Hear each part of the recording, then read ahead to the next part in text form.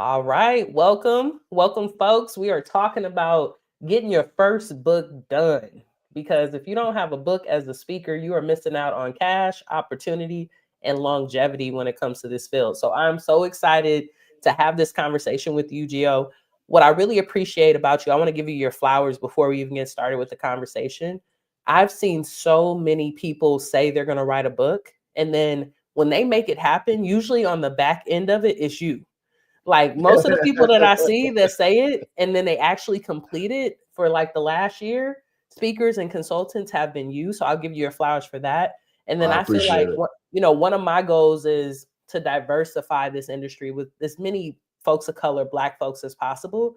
And I know that I don't know if that's a passion or if you just attract our folks, but you're also creating more black authors, which I think is just Yeah, amazing for the that's just field. So a I just want to give you your flowers and thank you for doing the labor because I know it's not easy manifesting people's dreams.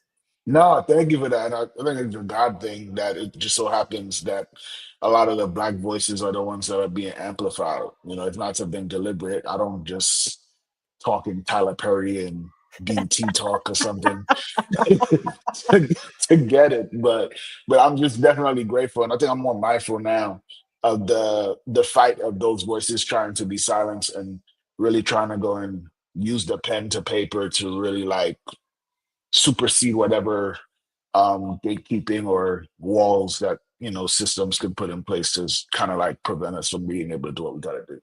Yeah, it's a lot of them, man. I went through a formal MFA program. I don't know if you know that. So I have my master's in fine arts and creative writing. And I Oh remember, wow. right, being in the program and them telling us like how hard it is to get a book deal. Even a black woman came in and talks about how hard it is for like women of color in particular to even get seen in certain genres, right? Especially when we're talking about like nonfiction and business development type of books. So what you're doing is like changing the world. And I just want you to know that like statistically, I think when we look at this like probably 10 to 20 years from now, you're gonna have like a big impact. And we'll be like, where do all these black authors come from? Where do these black women come from? And it's probably gonna lead back to your work. So as we get started, can you tell folks a little bit about like how you got started, particularly writing and speaking, and why you're so passionate about it? Yeah, no, I think so it started with speaking. So speaking for me was like the holy grail. I wanted to be able to be the big brother that everybody didn't have, right? So it's like, I didn't have the older sibling or the older cousin that reached back and say, don't go left, go right. Yeah. And so I was like, listen, man, I need a cheat code, and I never had it. But if I can contribute to somebody else being able to have it, I want to do that. And so that put me on the path of speaking. But then speaking is a business, but I wasn't getting any business for it. Right. And so what I tell people is that people thought I was running for office maybe because they were telling me to speak for free all the time. I'm like, I don't need votes. Like I need checks. Like I need something to of value that the bank will acknowledge. And so right before I was about to quit speaking because it wasn't working and a lot of people weren't seeing me or perceiving me as a paid commodity, I started looking around and doing some research. And when I started doing some research of those who were speaking for a living, the one thing that they had in common, all of them, was that they wrote a book. All of them. Like that was the only thing in their bio that I didn't have. And I said, listen, I gotta get it. Let me find out first. If I get it, let me see if something will change. And evolve, like it just changed completely. Like it was like an abracadabra. Like it was just like magic. It was like people was acting brand new. People was pitching me stuff instead of me pitching them. And I was like, yo, what the heck? And it was all because I had this author now as part of my resume. They didn't even read my book. They just knew I wrote one, and they were like, "You got stuff to say? Come here." And I'm like, "Yo, this is nice," And so that got me passionate about it. And then a mentor of mine really had a high belief in books and started telling me, "Gio, you got to help all these other business owners write their own books." And so that got me from my book to like 30 books in a year that I helped come to life that were all from entrepreneurs trying to figure out how to um, position themselves in a crowded marketplace. I love that. I love that. Y'all, if you're watching this live, number one, get your notebook out because we about to get into some gems and Yeah, some yeah. information. But if this resonates with you where you are a speaker and you're like, I know I'm the stuff, right? Like I know that I'm a phenomenal speaker. I've got 3 degrees, 4 degrees, and people aren't taking me serious. They're not wanting to pay me. Just going to put the word money into the comments, right? Whether you're watching now or later, because I think that this resonates for so many of us. And what we're not understanding and what you're speaking about, Jill, is we don't have the credibility that really makes the marketplace move. And that's what a book does, which is really powerful. So you were like, okay, people ain't trying to pay me. I'm not trying to be out here running for Congress. And I want to, get paid to speak. So you wrote the book. How long did it take you to do that process? And if someone right now is like, you know what, I got a book in my notes pad right now, like, is that what you mean by a book, or is there like a formal process that you need to go through when it comes to writing? Yeah, there's a formal process for sure, but I think when you feel like you need this money yesterday, like urgency with a definitive process, I should say, will help you get the result a lot sooner than other people, right? So sometimes when I hear people say, "Oh, you can get your book done in 30 days," I'm like, that's not necessarily true unless you've been sitting on the book for like 5 years. Right? Like you've been sitting on your book for 5 years. It's in your notes, it's in your Google Doc, it's in your emails. It's like that's what you've been doing. You can expedite that process once I tell you the road to get there. But honestly, it took me like 6 months to do it. And the heavy lifting was probably like in a weekend. Like, because I got stuck in the middle of it. And what I did was I needed to change my environment and change the circumstance. So I booked a hotel, um, and I bought all my food so I don't have to leave the hotel. And I never booked a checkout date. So, and I didn't want to pay more than one night. So I finished the book that night. I wrote like 7 chapters that night and the book was over. 'Cause I had like about 4 of them already done. So I think for people who are listening to this, who's like, hey, I got this thing in my notes. What do I do? I think the biggest thing is if you don't know where you're going, you're probably going to take longer to get there. And so you want to have somebody who's been there before to tell you, here's the path to take. So that way you're not wasting time. Because I will be honest, I may make it sound simple to write a book, but there's a lot of places for you to get lost. And Yeah. and a lot of people have done the labor, but still have written the wrong book and got the wrong result. And so I want people to really just lean in, even if you can't pay for a program, get someone to pay for 15 minutes of their time, pay for 20 minutes of their time so that you have direction and then you can apply speed to it, to make sure you get to the outcome you desire. I love that you said you went to a hotel. I often see people as they're starting to talk about writing their book, they'll go on these retreats, right? Like I'm gonna take a train from here to New York and Yeah, to write yeah, my book. Or I'm gonna go to California and I'm going to this retreat to write my book. Or I'm gonna go to Hawaii. And I think it's a great way because we do kind of get locked into our environments and we're not able to move. When I wrote my first book, which is a poetry collection, I've never written a nonfiction book. I hope to work with you in 2026 to make that yes, happen. yes. But when I wrote my poetry collection, I remember my wife and I were sitting down and I was like, I want to write a book and I want to do something else. And she was like, you got to just focus on this book. To this Hmm. day, y'all, I don't even remember what the something else was. But literally, I wrote the book, got the poems down, had to go through a cover, had to figure out how to publish it, figured out all that. But after that, when the book dropped, I was speaking probably once a month for 2 years straight. People were Wow. hitting me up, and this was a poetry collection. This wasn't even a Yeah, nonfiction yeah, book, yeah, yeah. but it really spoke to people. And I was like, wow, like this just like turned a machine on that I had no eye that it was going to do. And then people would buy bulk copies of the book, right? Which was really dope. Hmm. So it'll be extra money. We put out a merch line, like we really like tapped into it. So I want to talk to you about like the business side of book writing, because what I know is like there's a couple of different strategies. We can go through a formal publisher, we can self-publish.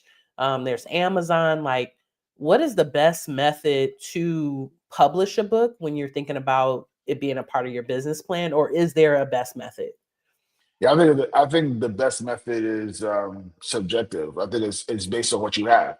So if you're somebody who's got 250,000 followers on social media that's following you, you should not self-publish, right? Because a traditional publisher will essentially buy your audience, your access to the audience, and give you money to write the book, that for that audience. So but most of us are not there, right? Like most of us are not in a place where we're like, hey, we got 250,000 thing. I don't really need the traditional publisher, but since they're gonna pay me in advance, I'm gonna just go get that money from them and get the book done.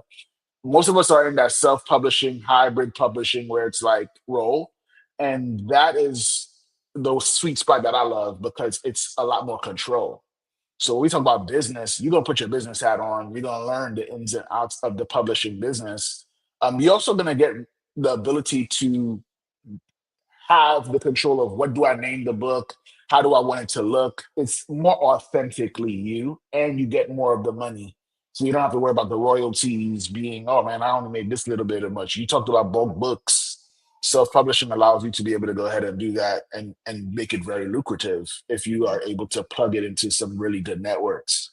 And so I think I tell people all the time, like, I would rather you go and self-publish because I want you to learn the ins and outs of the industry. I think, especially if we're talking about Black and brown folks, we don't understand paper, like the paper industry. Like we don't, we yeah, they tell us, if you want to go and hide something, put it in a book so that the Black and brown people don't know about it, right? But I want to get people to a place, and this is something that, I've left a lot of money on the table with First Book Done because I've never taken ownership of anybody's material. Oh wow. I've never, people are like, why don't you have a publishing house? Why don't you publish for people? I'm like, I didn't do this to own anything. I did this so that somebody had something to own. Like I almost look at it like I want to be like the Harriet Tubman of publishing. Like, I you love know what that. I'm saying? Like I went back and got the people and told them the way to get free.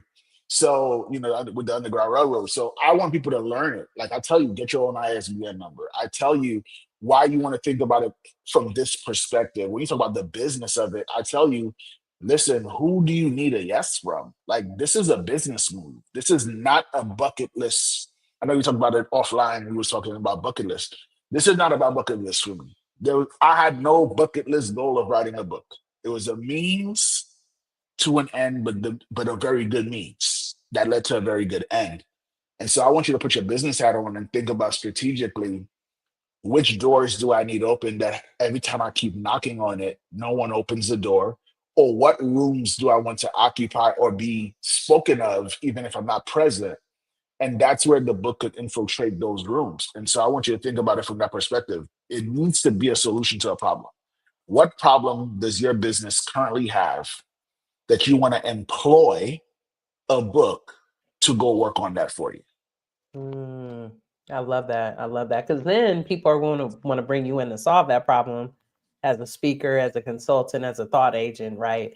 And the Mhm. book just adds value to that. So if we got 250,000 followers or subscribers somewhere, we got a The strong traditional, email list, yeah, we yeah. going for a book deal. If we don't, then we should go on and self-publish. When it comes to self-publishing, is that something that you and your team like support with? Can you tell me a little bit about like if day one I'm like, hey, like we are about to work together, what does that look like, and what does a person need to already have before they start working with you in particular?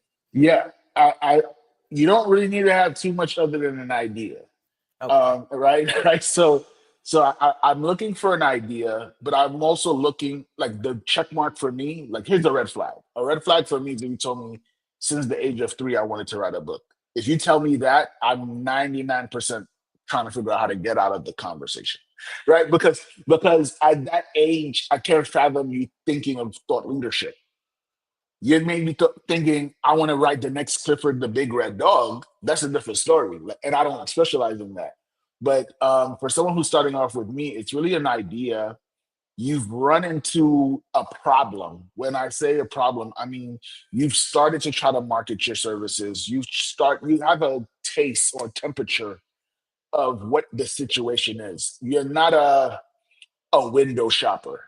You've been inside the store, you know what things, the pricing of things are. but still you haven't found a home yet. And what I'm looking for is to go and help you to create an asset or a product that will attract the things that you want to go and ultimately build. So if your idea seems to speak to that, or I could hear, oh my gosh, you're trying to do this bigger thing, and I could see the book as being a thing to create that spark or be that first domino that could hit the other ones to go and really take off. That's the thing I'm really looking for. And then my team supports in all the different areas from title to writing to design to marketing to the ecosystem of the business that you're trying to build, whether it's podcast, course creation, partnerships, sponsorships, all of those things. We're trying to figure out how do we liquidate this thing that you're creating. Nice, nice. So, you probably already knew I was going to ask you this question because in our industry, somebody just sold a whole bunch of books. I think it was almost $100 million worth of books, pretty recently, right? Alex Hermosi did Yeah. an amazing book launch. When you think about what Alex did in particular, like number one, it was a book launch, but it was a product launch. It was an Alex launch. We're going to call it a whole bunch of Oh, things. yeah, yeah. Right. There's something in particular that I was thinking about. I think that he couldn't have, and I don't say he can't pull things off, but I think he couldn't have pulled that off if it wasn't the third book. I think it was something powerful about this being a trilogy. And I think, people always want to three-peat. Like, I'm a big basketball fan. Y'all see Yeah, Kobe yeah, in the yeah, background, right? Like that yeah. makes things like official. Do you work with people to write like three-part books? Do you think that particularly helped him make more money? Do you think books build on top of each other? Just tell me a little bit about like what you think about his strategy and the thought of writing a collection of books. Yeah, I think when you say collection of books, there's an author by the name of Ryan Holiday. He wrote a book called The Perennial Seller. And the premise of that book is if you want to sell your first book, write a second one. Right? Because the reality is that if you look at any artist you've studied or you've stumbled upon, you start to go and look up their catalog and you're like, yo, I didn't even know you've been doing music since 10 years ago. I didn't know you had your first album. So every time he wrote a book, and he's writing another one as we speak, right? Like I'm pretty Yeah. sure, because why not? Like it's proven to have worked. But I think the reality of him coming with a third one, it goes back to the fact that he says a quote that I really resonate with, where he says, "The person who could wait the most to get paid, the one who could wait the longest to get paid, is the one who's going to get paid the most." Oh, I like that. So he's the guy who's like, "Yeah, I'm gonna put out 3 years of content, and then I'm gonna ask y'all to buy." But I think you got to think of it like, think of all the things he did to promote this book, give people incentives, buy 100 of this, buy all of these things, Guinness Book record, so that everybody's now rooting for him to go and pull this off. He had literally every psychological trigger that you could think of at his disposal. He launched all of them all at the same time. And I think for a lot of us, we don't believe in our idea enough to put all the resources we have at our disposal towards one thing. Because Mm, we're like, yo, what if it goes wrong? Alex did not think of what if it went wrong. He didn't that takes see it a lot of wrong. courage. Yeah. He didn't see it wrong. He's like, yo, I'm Mhm. gonna go and do this, and we're gonna like, yeah, you know how much courage. You're a speaker, I'm a speaker too. So when I ask people at a speech, what do you want to be when you grow up, or what's your future look like? They don't like to share it publicly because accountability follows the fact that you made it public.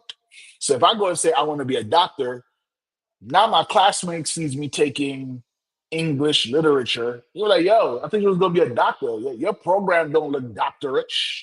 Why you ain't in pre-med? Why you not doing these things? So a lot of us are scared to announce what we're trying to do because we don't want people to add pressure to us. But pressure could make you fold or it could make a diamond.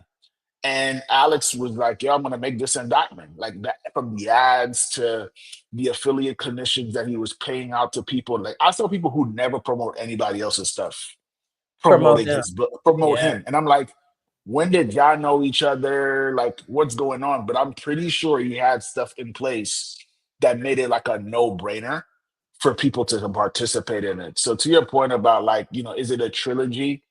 I don't know if it's the trilogy aspect of it, because I think it just he built this audience. Everybody wanted to come to it's like a big movie.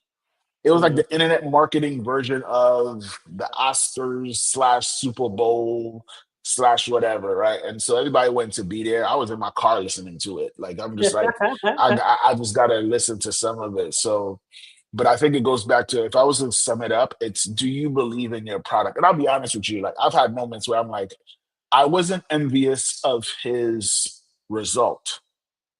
I was envious of his conviction for what he was doing. Hmm. That's the difference. So when you see, like you said, Kobe, you say Kobe got rings or whatever. No, I'm jealous of the Mamba mentality. I'm not jealous of the output. I'm jealous of, this dude was wired differently. And if I was wired that way, the output is inevitable. I Hmm. think that's the part we got to look at. Like, don't go and say, I want Alex results without saying, I want Alex process, his obsession, to the craft of what he was doing. Exactly, exactly. Our internet cousin is here in the comments, Rocky. Hey, hey, And congrats, hey. Tim. Rocky just dropped an amazing book. Y'all I make sure y'all know, go I get it. know. The book is amazing. It's absolutely amazing.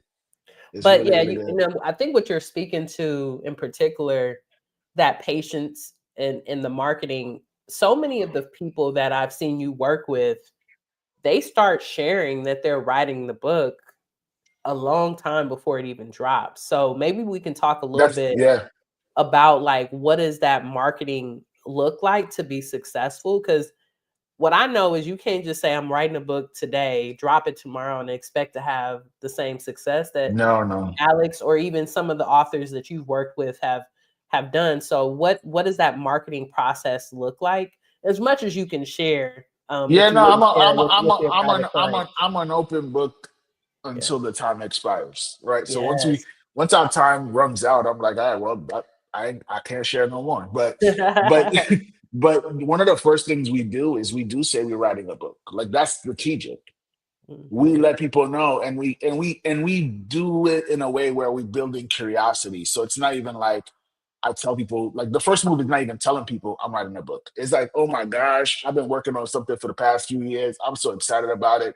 I can't even let the cat out the bag yet. But when y'all see it, y'all gonna know, oh my, yeah, like so we're doing this hype, and so there's a little mystery. So some people come out and they say, you having a baby, or you doing this, right? So we get them involved, and then afterwards we literally are dripping and launching the book. Like you gotta launch the announcement of the book being a thing before you even launch the book, Mhm. because they gotta be excited. They gotta be leaning in already and are pre-sold to like, yo, man, oh my gosh, like, yeah, you've been talking about this so much. I've already been eating all these samples. Let me get the whole meal, right? So one of those first things is always um, telling people what we're working on. And I do this on purpose because I know writing a book is easy for people to quit and not finish it. Many people, there's mad people with unfinished books, unpublished books on their computer.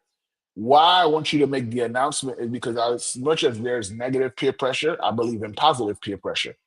So when you say you're going to write a book, people start asking you, where's the book? Yo, when is it coming out? Oh snap! You coming out with it? What the cover look like? Who's your publisher? And so every time, and I tell people, anytime somebody asks you a question, that's them showing interest. It's like going on a date. If you don't go on a date and the other person never asks about you, they ain't into you. They ain't into That's you. That's a good. bad date. Then you're like, what's your favorite food? They didn't even ask you that. Like, what's going on? So I tell people, like, when you start saying about the book and people are asking questions, that's the thing you want them to do. We talk about stuff like, what was the hardest part about writing the book? Who did you become to write the book? Who did you meet in the journey of the book? Why you didn't quit when you got to the middle of the tunnel and you decided to keep on going, even though there was no guarantee that you was going to get the outcome you wanted.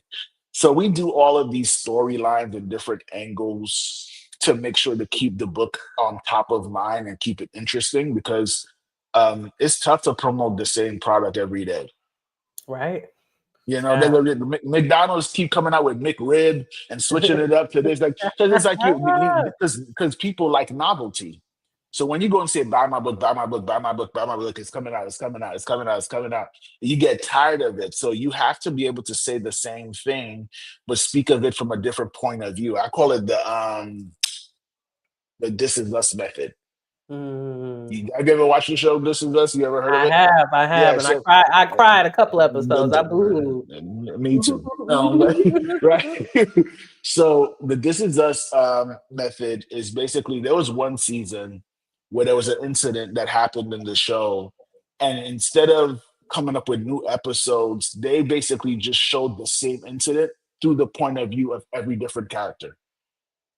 Same episode, same scenario. Oh, I think, oh, how did this fire affect the family? And they go through each character's point of view of what that incident was like. That's the way we got to look at marketing. Like, you got to look at it from like, yo, you know what? Some people gonna resonate with it being inspirational. Some people gonna resonate with the fact that you never even wanted to write the book in the first place, which is my story. Like, I've never wanted to write a book ever in my life. If you had told me you could be a speaker without having to learn how to write a book, I'd have done it 10 times fold, but God saw differently. So, um, but you want to share the insights, and this is the cool thing about it, Evolve. Like, I think that's really cool. Is there is no content in the journey that you could share that's not going to be relevant to somebody, because Mhm. everyone has a project that they're working on that they have anxiety around, that they're not sure if it's going to be done well. So they'll resonate. Yours is a book. There might be a course. Theirs might be, I'm building my dream house. I'm looking for my special someone, whatever the thing is.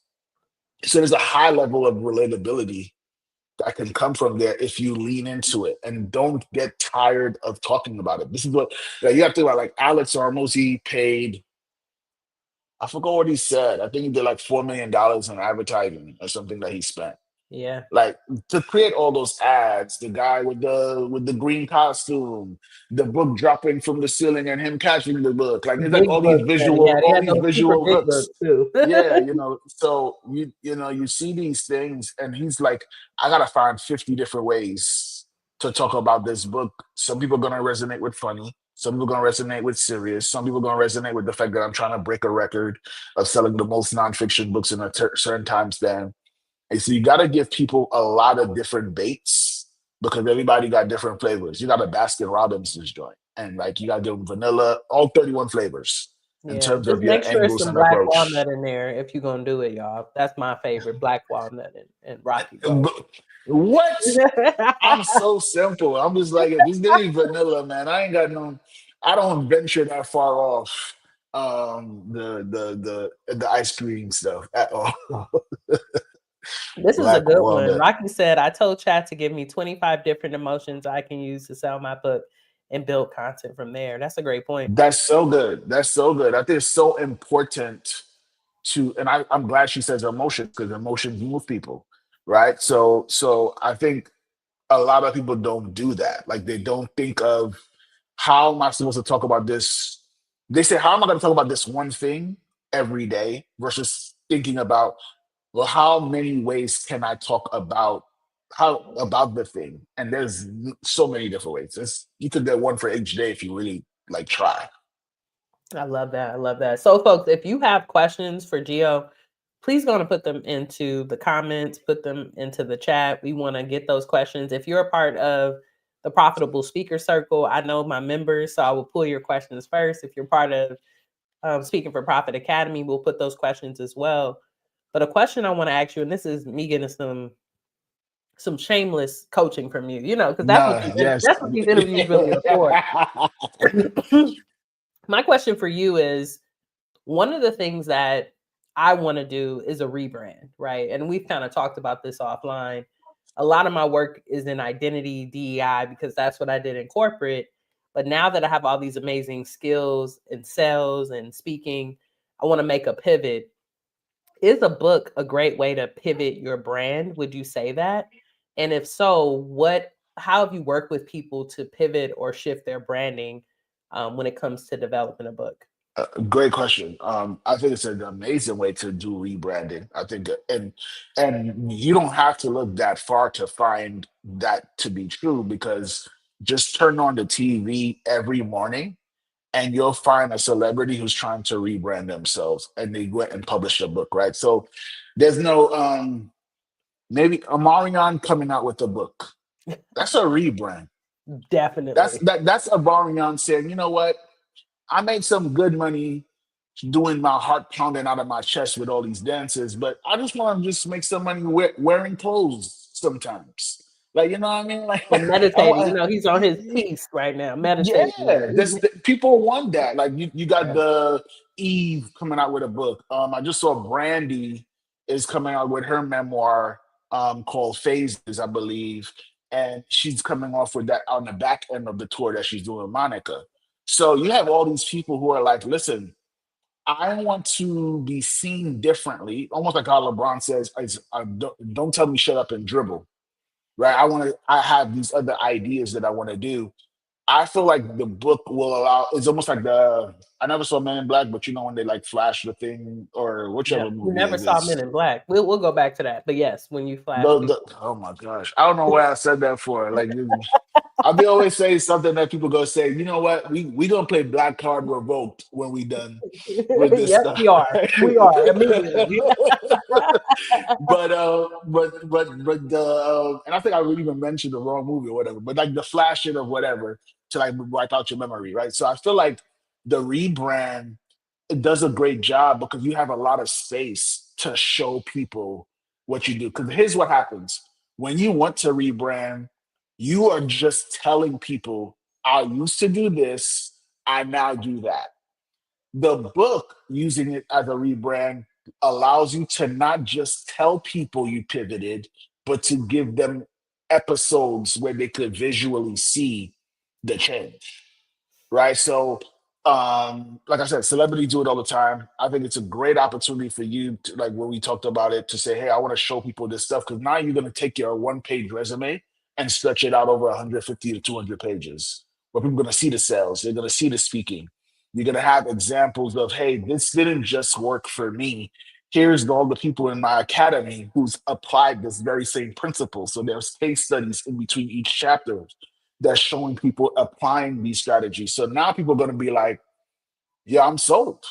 Like, I Mhm. believe in this change and this pivot because I've seen it.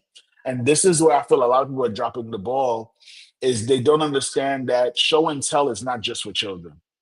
Oh, so you dropping gems Showing, right yeah, yeah, yeah, yeah. Show now. and tell is not just for children, people. It's for adults too. This is why QVC constantly is doing product demonstrations. I could tell you this stuff is going to get all your wrinkles out with just spraying it, but why should I just limit it to telling you when I could just show it to you? And so they're constantly doing this. And so I say, let's use I call it the QVC method. Don't stop at just telling me what you do. Show me what you do. Show me what it looks like waking up in the morning. Show me on your way to your speaking engagement. What does that look like? Show me how do you go and pull all these profit levers from your speaking engagement to allow you to be able to get repeat business. Show me these things. You'll say, hey, you could turn one speech into 10. Show me how I could do that. And I think the people who can do that the most are the ones who are able to go ahead and get the business that they're looking for. I love it. I love it. Yes, and it's Men in Black. Yes. Rocky, leave me We're alone. gonna have to when we get together as internet cousins, Listen, we're definitely listen. playing I Black Card Revoked I because can't tell you how I many know you're gonna people. I can't tell you how many people got like DVDs saved that they're like, when we meet, we have stuff to watch, Gio, because I don't know what you went through in your childhood, but we got stuff to see. we gotta get you I, caught up. So we got a couple of questions in the chat, yeah, but let's do it. I got one more for you about Mhm. the book cover. That's my Yeah, question for you. Um, I see people do different things. Sometimes it's pictures of them. Sometimes it's like some real artsy nature type of stuff. is there a direction? Does it depend on the book? Like, what are you thinking when it comes to the business of a book and credibility? Because I'm thinking most people are probably putting their face on it, right? Because if, especially if you're a speaker, your face card is the thing that you want people to move. You want people to see that book, see you, and automatically think of you as they're moving forward. But do you have any thoughts on that? And then we'll go to the questions in the chat. Yeah, no, I'm 99.9%. Let me not say 99.9. 99% of the time, I tell people you should be on the cover. The only time I don't tell them they should be on the cover is if the market research deems it to not be in your favor to do that. So an example of this would be like my client Lena. I said, Lena, you gotta be on the cover. There's no question asked. When we did, she was writing a book called Cultural Humility, and she was talking about leadership, and she didn't want leadership to have a look, right? So she didn't want to be, okay, you see this African nurse, this is the way it's supposed to be like. So when we did our research, we noticed that there was no leadership book that had the person who wrote the book on the cover. Good point. And typically that's because leadership should not be about the individual. It should be about the it's about the we, not the me. So you'll rarely see a leadership book have the author on the cover, because then it's really hard for you to say it's about we when all I saw was me on the cover. Right. So again, I always look at the market research because I think it's important. When you look at book covers, you want to look at it like people going to judge a book by its cover. That's automatic. And you want to think about who, this is the thing that most people don't do. You want to think about who are going to be your neighbors. If you're looking at yourself as a book on a shelf, who lives on my block? That's a good point.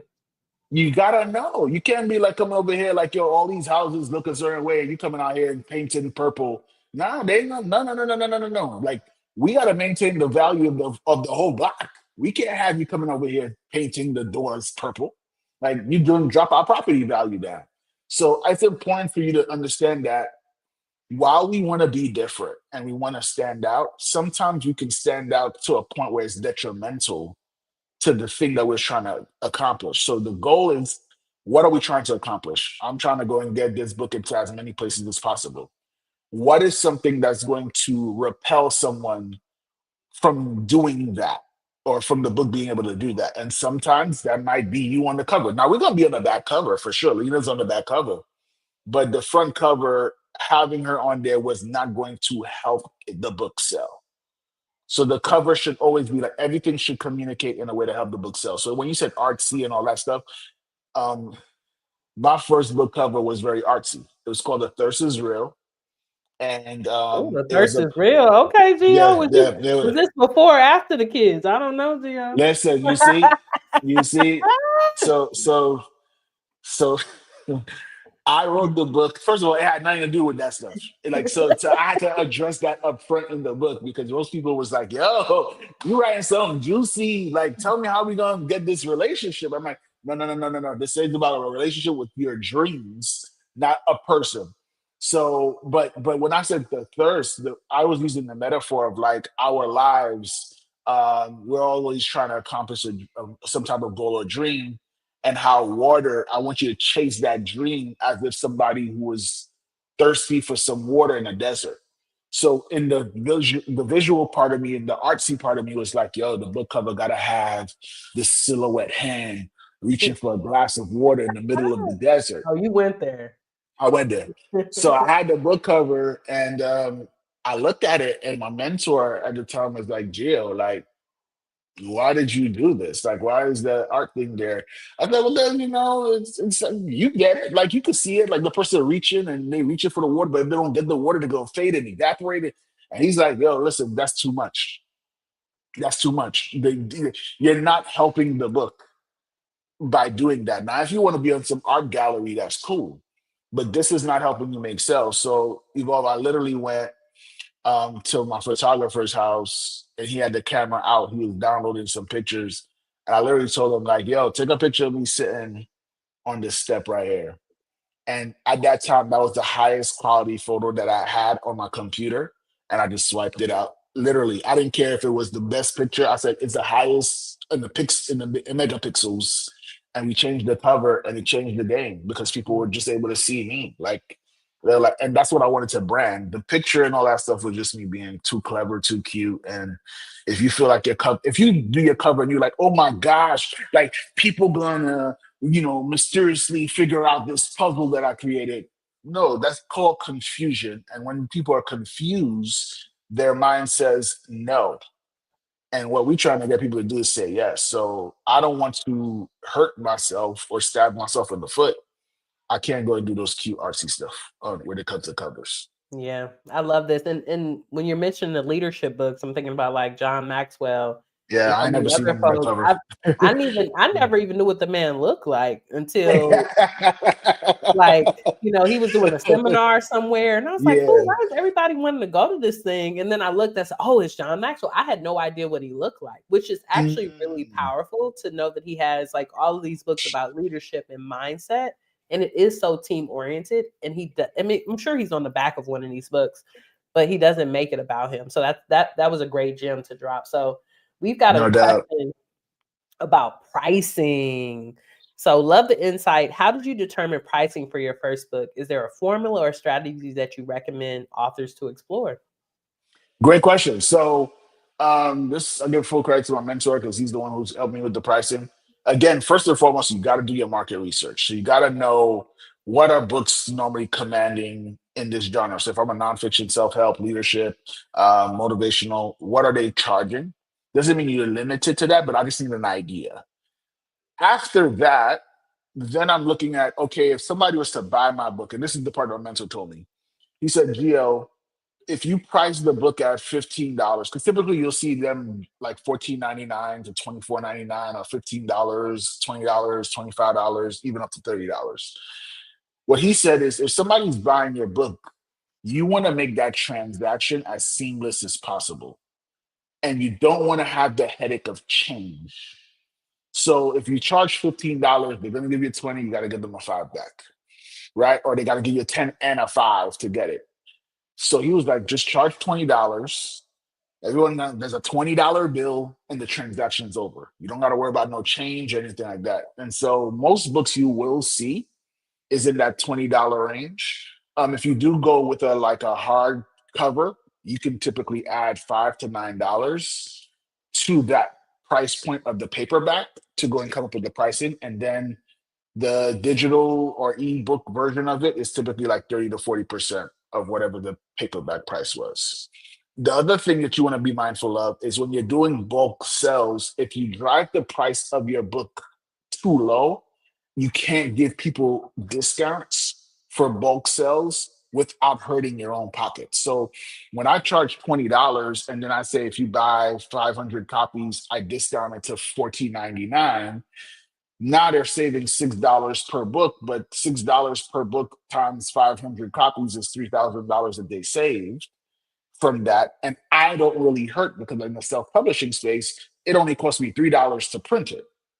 So now print and shipping is going to cost me $4 or $4.50.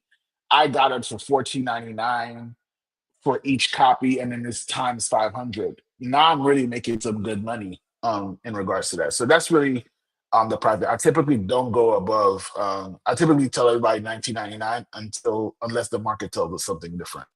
Okay. I love that. And one thing that started to happen to me, Gio, and I don't know if this happened to you, but people, especially when you're at speaking events, they'll give you a $20.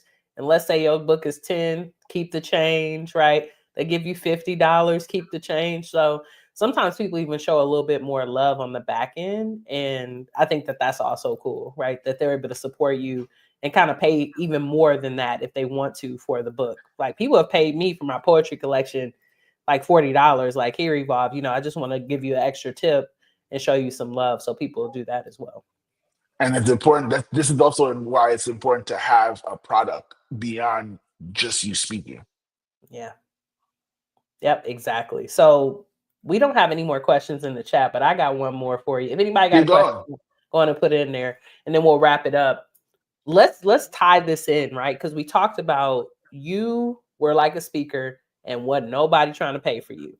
And then Mhm. you got this book and they wanted to do it. So you start getting speaking gigs, but then people also, I'm assuming, started writing your book.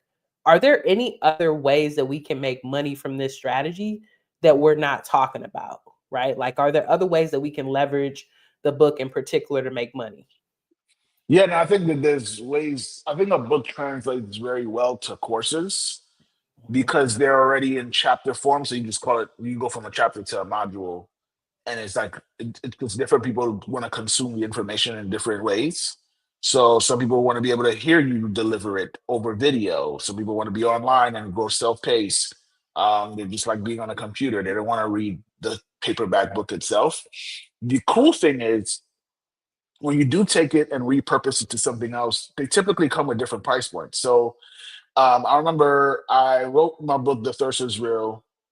Then there was a after school program in California that ended up paying 25K for me to teach their kids how to write a book. And the book they wrote was basically um, about their life, like lessons learned from just living, like how they overcome hardships, struggles, what they dreamed for, one thing they wish they knew earlier. But they were the ones who were the authors.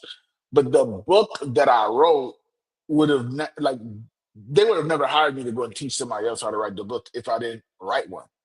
And so the power of storytelling is so powerful that you can leverage the fact that you told your story and tell people that I can help you go ahead and get your story out too with the same framework. And so I've seen curriculums be built and curriculums command different, like they start at five figures. Yep. Um, you could literally, once you write a book, you could technically just become a publisher on other people's behalf because people don't want to do certain things other than write the book itself. So you could be a self publisher, a hybrid publisher, just from knowing the process of how to do it. And then the other part of it that I think is important for all of us to hear is most of the time I make more money with my book giving it away than selling it. Right? So people are like, oh man, I sold my book. I sold 2 copies of my book for $40. I'm like, you would have made more money giving away 5 copies of your book to the right people. And like, imagine like, in our business where you're like, okay, I gave 5 copies of my book to 5 superintendents. I call superintendents like power outlets. There's Yep. mad other little sockets that's connected to that one power source. But if the superintendent says, district wide, we're now reading this book, that's not a, hey, if y'all feel like it, y'all can do it. That's, I already said yes for you. Yep. Right. And so I think the Take people advantage like of that bureaucracy. yeah, yeah, no, for sure. I think a lot of us don't realize, like, my book don't make money or whatever. It's because, first of all, did you write a book that you knew a superintendent would fall in love with, or the person on that level?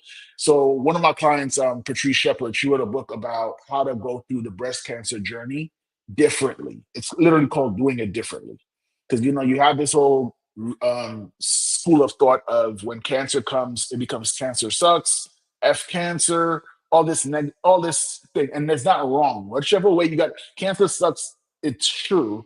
How you want to go and overcome the battle that you're about to go through is your prerogative.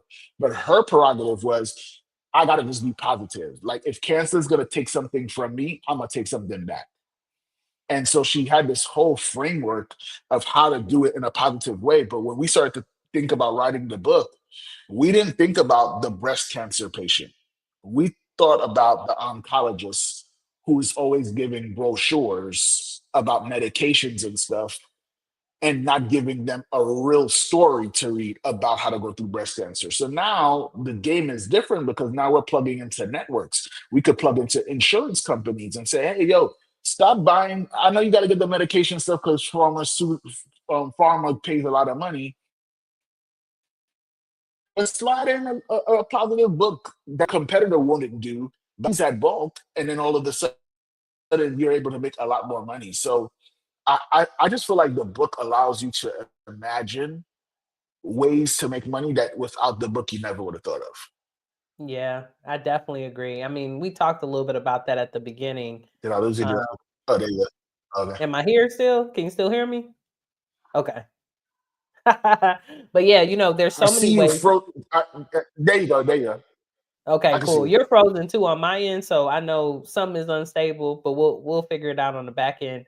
But we do have one more question from Victor. Victor is actually one of our Speaking for Profit Academy clients. Victor did something Welcome. really, really dope, Geo. Victor wrote, I think, 3 books in a weekend. So he is an amazing What? expert. Yes, he just got down to it and had so much to share. He has an amazing story. But he said, if someone starts to work with you, what would the process look like from first call to getting a book ready for publishing? Yeah, the And first I know call for a fact, is Gio, put it on good. I know for a fact that Victor is hiring a book coach as we speak. So this is your pitch time. This is for everybody who's got interested in working with it. Gio. No, that's right. Good question, Victor. So no, the first call is what we call a birthing plan, and in that we get very clear on what is the outcome you're looking for, and we devise a plan to make sure that we're writing the book and doing all the marketing to get to that very specific goal. So we isolate what it is that we're trying to accomplish first and foremost. The book is supposed to only support the goal that we're trying to accomplish. So I want you to think bigger than the book. The book is supposed to work for you to get the thing that you're looking for. So that initial call, we break down the goal, we break down timelines, we break down rhythms, writing schedules, first plans if things go everything perfectly. What's the backup plan if something bad happens, so that we can make sure we are proofing and creating scaffolds so that the book is inevitably going to get done. Then after that, there are different points where we check in where I start off with send me an outline first. After the outline is confirmed, then we go and say, okay, I need you to send me your perfect chapter. So people say, well, what are you talking about a perfect chapter? So I have a perfect chapter framework that if you get that right, all you got to do is just repeat it for the amount of chapters that we've determined in the outline. So we have that, and then you have the perfect conclusion and the perfect introduction. Once those things are done, the manuscript is finished, and then we get it edited. And while it's getting edited, your book cover is getting designed. My team, we already have interior designers, book cover designers, all the people that you would need. You basically just hire my team to do it for you instead of you having to go ahead and do research. So everything is in house, and I'm the overseer where I serve as a project manager in addition to your development editor and your book strategist to make sure that you're not overwhelmed in the process. So my goal is for your self-published book to look traditionally published, where everyone literally says, who is your publisher? Because they would have never fathomed that you could do this on your own. And then also for you to know that you're driving this car, but never alone. So at any point in time when you need to pull over, we don't even got to pull over. Like I'll take over the wheel if needed, so that we can continue to keep this momentum going. Because I think that that's the number one thing we must protect in writing a book is the momentum. Because once you stop, it's just so much harder to start again. I love that. I love it. Thank you so much for sharing that process.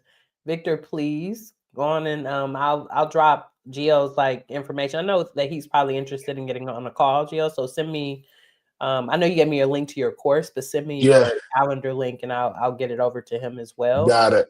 But you also got a testimonial here, right? Rocky is saying that the process was seamless, strategic, clarity, and just real. He does not hold back, and also Yeah. said, just hire him. Don't think about it for real. No, I appreciate it. Her book. She. Those are people that I'm so grateful for. And I always tell people I have the best job in the world, but because before the world sees the impact that a book can do, it impacts me. I told Mhm. Rocky her book made me like reconcile some things that was not even like top of mind. And I get to go and experience that with everybody's book, right? I'm like, oh snap, man! I don't even know what's coming out. I found out about this 3 months ago, so so that's the cool part about it. But I'll tell people if I was to say to your idea of the pitch is, I look at every book that I work on and I say yes to as our book.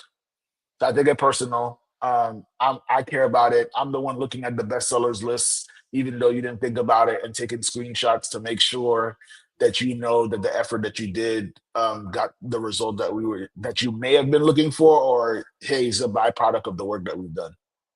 I love it. And I love that you're so, intimate with your clients and you make sure that the process gets done. Cause so many people are dreaming, right? And you really are like, I think you call yourself what the speaker the book The doula, bug doula, yeah, right? yeah, And yeah. that's really No. what you're doing, right? Like this is a birthing process that you're leaving people with. So folks, one thing I want y'all to know is Geo has given us access to his course, not for the free, but an opportunity to purchase it. So I put the link to the course in our community space. If you look at the pinned post at the top of our post, you'll see Geo's amazing face. You'll see a link to that. But that is just like a self-paced course, right, Geo? You have that, and then you also have more of an opportunity for people to actually work with you and your team one-on-one. So there's like two different services that you can look at depending on what support you need. I would suggest getting the support from the team and from Geo. I think a course is great, but if you really want that accountability for someone not to just hold your hand, but to make sure that you have the marketing down, you have the cover down, like go on and invest in the full purpose of the project because I don't want y'all to think about somebody asked about pricing and that's why I wanted you to talk about what are the different ways to make money. A book is a longevity type of thing, y'all. This is evergreen. Once you have this written, you can market this continuously in your speaking business over and over again, and you will have that credibility for life. So it's not just like the $20 that you're exchanging with one person, it's Mhm. licensing, it's paid opportunity, it's credibility, it's being featured on TV shows and in commercials Correct. and news channels and all of that. So this is worth the investment, and I'm excited to work with you in 2026 to manifest my next book as well. Anything else you want to share with the community or folks before we Yeah, head out? I think you said that it's kind of piggybacking off what you just said. I firmly believe that people think there's a DIY method to doing this, and I'm not saying there isn't.